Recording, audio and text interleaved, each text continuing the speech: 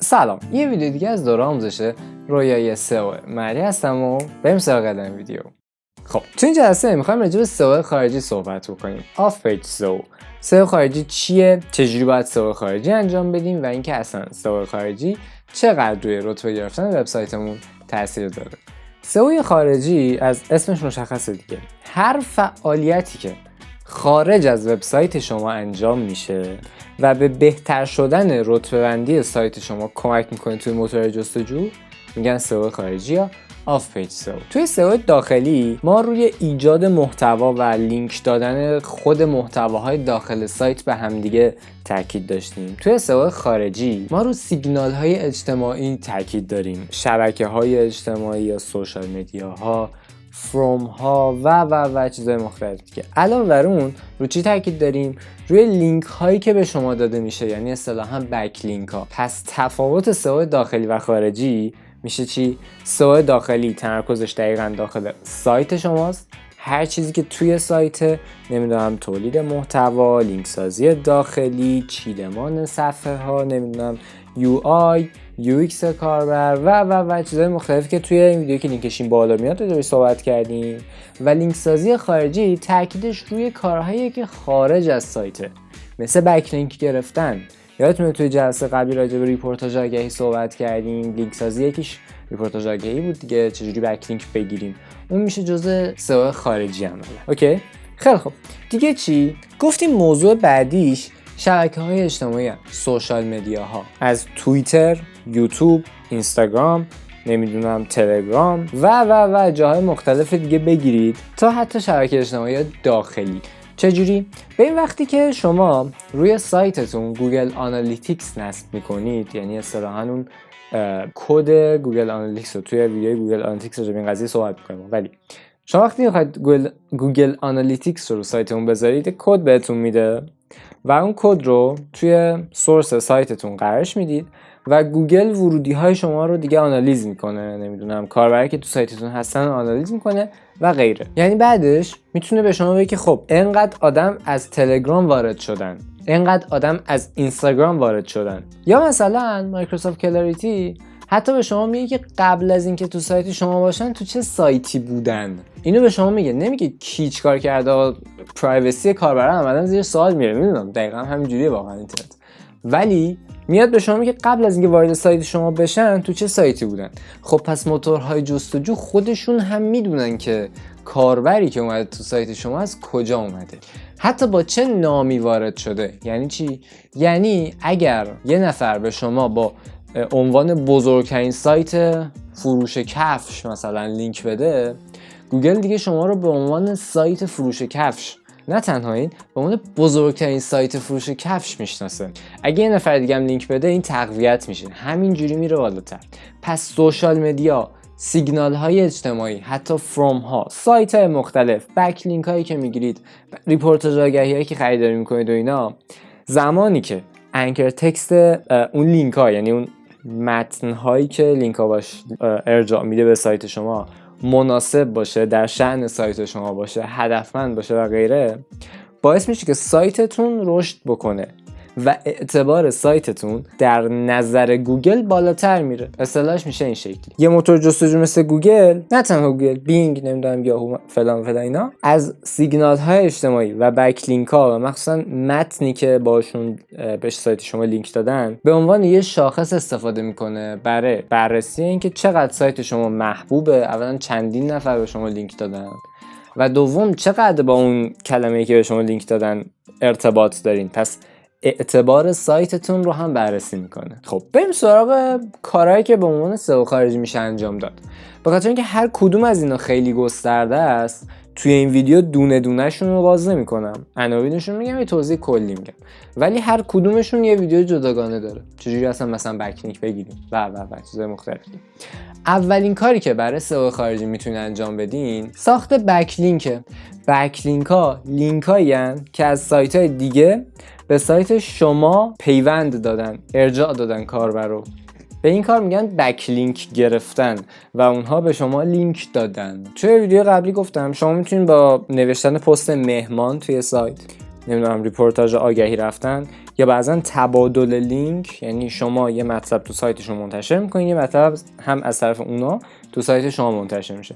تبادل لینک، نمیدونم رپورتاج رفتن، پست ایمان، اینا همشون میتونه روش‌هایی برای گرفتن بک لینک مناسب باشه. مورد بعدی ایجاد سیگنال های اجتماعیه. مثلا شما یه پست منتشر میکنین تو سایتتون، این پست رو میاد چکیده‌ش رو توی توییتر هم منتشر میکنین و به سایت خودتون لینک میدین. کاربرا اینو میپسندن، بیشتر دیده میشه، نمیدونم رو سایت شما کلیک میکنن، میان داخل سایت و غیره. همه اینا جزء سئو یا آف پیج حساب میشه. اوکی؟ خیلی خوب. موضوع بعدی فعالیت کردن توی فروم هاست، انجمن‌های آنلاین، که بازم توی ویدیو بک لینک راجع بهش صحبت کردیم. شما عملاً میتونید تو اون سایت ها فعال باشین. مثالش رو تو ویدیو قبلی گفتم. مثلا تعمیرات تلویزیون تو ایران هنوز هم کلی فروم داره. اگر وبسایت شما راجع به تعمیرات تلویزیونه، باید تو فروم های تعمیرات تلویزیون عضو باشین. کاربران اونجا سوال میپرسن، تعمیرکارای دیگه هستن و چقدر اون سایت مرتبطه با این قضیه و راحت میتونید لینک بگیرین. علاوه بر این میتونید به اون سایت تبلیغ هم بدین. ولی اگر خودتون فعال باشید، میتونید مثلا توی بخش امضاتون اون پایین آدرس سایت خودتون رو بزنید یا کاربرها رو ارجاع بدید به سایت خودتون. اینا هم جزء دسته سئو خارجی حساب میشه. موضوع بعدی برندسازیه. شما وقتی روی پرسونال برندینگ خودتون کار میکنید یا برند شرکتتون کار میکنید که کلا میشه یه حوزه توی بحث بازاریابی، عملاً کاربرهای دیگه بعداً میان سایت شما رو رایگان براتون تبلیغ میکنن. مثلا الان اگر من بخوام یه چیز به دوستم پیشنهاد بدم، مثلا بخره، فرض کن کابل شارژر بخواد بخره، اولین چیزی که تو ذهنم میرسه چیه؟ از من میپرسه مثلا کجا کابل شارژ بخرم؟ میگم مثلا دیجیکالا هست، جانبی هست، فلان هست، فلان هست. خب این 4 تا سایت که تو ذهن من میاد، علت اصلیش این که اونها برندسازی کردن، وگرنه 10 ها سایت دیگه هستن که تو حوزه لوازم جانی دارن فعالیت میکنن، من حتی اسمشون هم نمیدونم. خب پس برندسازی عملاً توی سئو خارجی تأثیر داره. چجوری؟ کاربرا میان با برند شما کاربرهای دیگر رو معرفی میکنن، هدایت میکنن به سمت شما. خیلی وقتا کاربرها تبلیغتون رو میکنن. توی بازاریابی چیزی داریم میگیم آقا شما باید کاربر وفادار بسازید که رفیقاش هم جمع کنه بیاره بدون اینکه شما بهش بگید. مثلا بلو بانک خیلی وقتا اصلا طرف دیگه براش مهم نیست که اون 30,000 تومان رو مثلا به عنوان پاداش معرفی دریافت بکنه. همینجوری مثلا تو خیابون داره با دوستش قدم میزنه، یه جا خرید میکنه، قراره مثلا این دوتا کارت به کارت بکنن، مثلا به دوستش میگه که بلو بانک نداری؟ بابا بریز، خیلی خوبه، خیلی خفنه. این دوستش اصلا مهم نیستش از کد معرفی این استفاده کنه، فقط برای این طرف مهمه که اون طرف بلو بانک داشته باشه، پیشنهاد میده بهش. پس عملاً کاربری ساخته بلو بانک که میاد محصولش رو بدون نیاز به هزینه تبلیغات به بقیه معرفی میکنه. پس برندسازی میشه یه قسمت از آف پیج سئو. 3 نکته مهم توی آف پیج سئو رو تا اینجا هستیم بهتون بگم. ما راجع به لینک سازی صحبت کردیم دیگه. اول اینکه وقتی بخوایم لینک سازی بکنیم، باید لینک سازیمون با کیفیت باشه. با کیفیت بودن معنای خیلی مستقیمی نداره که دقیقاً میگم مثلا این تو همه حوزه جوابه، نه. ولی به طور مثال سایت هایی که ازشون بکلینک گرفتم تا جای امکان مرتبط باشن، خیلی پرت نباشن. مثلا من آموزش کامپیوتر نمیتونم از وبسایت آموزش آشپزی لینک بگیرم، میدونی؟ مرتبط با هم دیگه باشن. موضوع بعدی این که لینک ها اسپم نباشن، ضایع نباشه که این قضیه تبلیغاتی انجام شده یا مثلا این ریپورتاش تبلیغاتیه، طبیعی لینک سازی انجام بشه. مورد بعدی که تو این قضیه اسپم نبودنه اینه که شما نرید یهو فله لینک بخرین. تو تلگرام و سایت های مختلف ایجاد بک لینک و اینا میفروشن، 5 میلیون تومان 20 تا بک لینک برات میسازن. خب اینا فله لینک ساختنه، اینا سیگنال منفی داره، اینا تاثیر منفی داره رو سئو طولانی مدت. ممکنه اون اوایلش یه جامپی براتون بزنه ها، ولی دیگه طولانی مدت. ببین اینو فرض کن اصلا اون لینک ها عالی، تو یه هفته 20 تا لینک ساخته میشه، بعد تا یه سال آینده یه لینک هم ساخته نمیشه. خب به نظرتون طبیعیه؟ معلومه شما اومدین چیت کردین. گوگل اینو متوجه میشه که تقلب صورت گرفته، پولی عملاً لینک ها ساخته شدن. خب برای چی باید به شما لطفه بده؟ هدف ما از این قضیه لینک سازی چیه؟ اینکه آقا گوگل فکر کنه 4 تا سایت انقدر ما خوب بودیم، انقدر معتبر بودیم که اومدن کاربرهاشون ارجاع دادن به ما، عملاً اعتبار اون سایت ها منتقل شده به ما. خب وقتی که 20 تا لینک توی یه هفته انجام بشه و دیگه هیچ لینکی تو بعداً انجام نشه، میگه آقا چه سایت به درد نخوری بوده اصلا چیت کردن بذاری کنه، چه سایت به درد نخوری بوده، چه تغییر بدی کرده، دیگه هیچکی بهش اعتماد نکرده. خب این سیگنال منفیه پسر خوب. تو چرا فکر میکنی که مثلا با این کار میتونی سایتو خیلی ارزون برسونی به قله؟ نه، تو وقتی هر چقدر ارزون و سریعتر برسونیش به قله، از اون سقوط کردنش هم خیلی سریعه. ولی تو وقتی طبق روند حرکت میکنی برای رشد، استیبله، اینجا یکم وایسادی میری بالا، اگر سرخوردی دوباره میری که صاف بوده وای میستی، ولی دیگه یهو نمیای پایین. میبینی ممکنه مثلا انقدر بیای پایینا، ولی بعد دوباره میری بالا. وقتی روند باشه خیلی بهتر از اینکه یه جامپ باشه ولی بقیه‌اش صاف باشه. یه خود بعد تصمیم بگیری که کدومش بر اولویت داره. سریع یه چیزی رو بزنی بره، بگی آقا من تو ماه دوم مثلا سایت رسوندم به فلان، اگه دیگه نشد به من ربطی نداره. خب معلومه بعد از ماه دوم، بعد از ماه سوم با کله میاد پایین. اگه هدفت اینه برو یه فله لینک بخر، اگه نه باید حواست باشه که لینک سازی رو طبیعی انجام بدی. و اون نکته سومه اینه که آقا شما باید مداوم بشینید روند رشد سئوتون رو بررسی کنید، روند انجام شدن آف پیج سئو رو بررسی کنید، روند آن پیج سئو و چیزهای مختلف همزمان بررسی کنید. یکیشو نچسبید بقیه رو ول بکنید. روند آف پیج سئو اینجوریه که شما مثلا توی استراتژی سئویی که چیدید و توی ویدیوهای آینده راجعش صحبت می‌کنید، مثلا گفتین ماه پنجم فعالیت من بعد مثلا 4 تا ریپورتاج برم، برو سایت‌ها رو پیدا کن، خلاها رو پیدا کن، نمیدونم و چیزای مختلفی که توی ویدیو ریپورتاج رو صحبت کردیم. ولی میگم شما باید اینها رو رصد بکنید، همینجوری به امون خدا ولش نباید بکنید. مثلا چجوری حواس داشته باشیم که لینکاتون نظارت داشته باشین، کیا به شما لینک دادن، نه فقط اون پولیا، کلا کیا به شما لینک دادن، لینک ها سالمه، شکسته است، اگه شکسته است اصلاحش بکنیم، اگر سالمه لینکش اون انکر تکستش درسته یا نه، با تارگت ما هست یا نه، چقدر بازدید گرفته، ریپورتاج بعدی رو به کی بگیم که بازش بیشتر باشه، توی سوشال مدیاها چقدر فعالیتتون منظمه.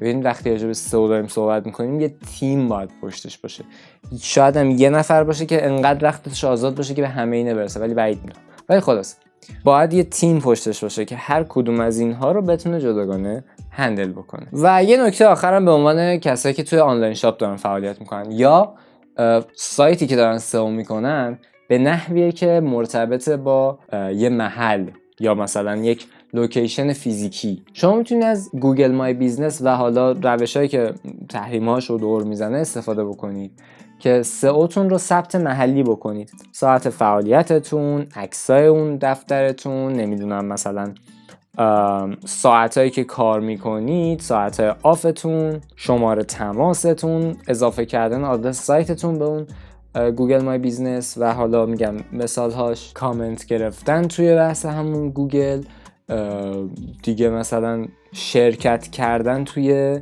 همایش ها، اگر مثلا نمایشگاهی حتی مثلا تو تهران داره برگزار میشه، نمایشگاه بین‌المللی برگزار میشه، مثلا حضور فیزیکی ها برید نمایندگی بگید، چون ورود کاربرا از طریق لینک مستقیم به سایت شما یا مثلا ارجاع دادنشون با استفاده از روش‌های مختلف، حتی مثلا بازاریابی درهم بدهم به سایت شما، روی سئو خارجیتون تأثیر داره. ببین هر کاری که خارج از سایتتون قرار انجام بشه روی بهینه سازی سایتتون تأثیر داره. ببین هر چیزی که خارج از سایتتون روی بهینه سازی سایتتون و رتبه گرفتنش تأثیر داشته باشه میشه سئو خارجی آف پیج سئو. زیاد راجع به لغتاش که نمیدونم این زیر سرفصل فلان هست یا نه، این کدوم میشه، نه ببین خیلی کلیه، خیلی منطقیه. خارج سایت تو، این داخل سایت هر کاری بکنی اوکی میشه آن پیج سئو. خارج سایت تو فیزیکی بگیر، اجتماعی بگیر، لینک سازی بگیر، نمیدونم تلویزیون تبلیغاتشو بگیر، تبلیغات مختلفو بگیر، همه اینا میشه آف پیج خارج سایت. حالا اینکه سئو حساب میشه یا نه، خب بعضی کارا ضرر داره انجام دادنشون، دیگه بهینه نمیکنی، ولی اونهایی که جزء بهینه سازی حساب میشه قرار رتبتون رو بهتر بکنه. آقا مگه کاربر مستقیم بیاد تو سایتتون بده؟ خوبه. اینکه مثلا بوک مارک بکنه سایتتون رو تو مرورگرش خوبه یا بده؟ قطعا خوبه. برای گوگل دیگه متوجه میشه سیگنال مثبت به سمتش میره. پس همه اینها جزء سئو خارجی حساب میشه. قطعا توی ویدیوهای بعدی جزئیاتش رو بیشتر صحبت میکنیم و بیشتر موارد مختلفش رو چک میکنیم دیگه. ولی در کل این خلاصه بود از سئو خارجی برای اینکه کلیت دستتون بیاد. فکر میکنم از کلیات سئو 1 یا 2 جلسه مونده و دیگه بعد از جلسه بعدی وارد فاز تخصصی تر میشیم. خلاصه مرسی از اینکه تا اینجا ویدیو همراه هم بودید. اگه ویدیو برات مفید بود حتما لایکش کن و از اینکه کانال رو هم سابسکرایب کن. توی ویدیویی که لینکش این بالا براتون میاد راجع به آن پیج سئو صحبت کردم، آن پیج سئو، و توی ویدیو هم که لینکش این پایین براتون میاد کلا پلیلیست دیگه، پلیلیست آموزش سئو از کانال ایستیم دو هستش. ملی هستم و ویدیو بعد میبینم. فعلا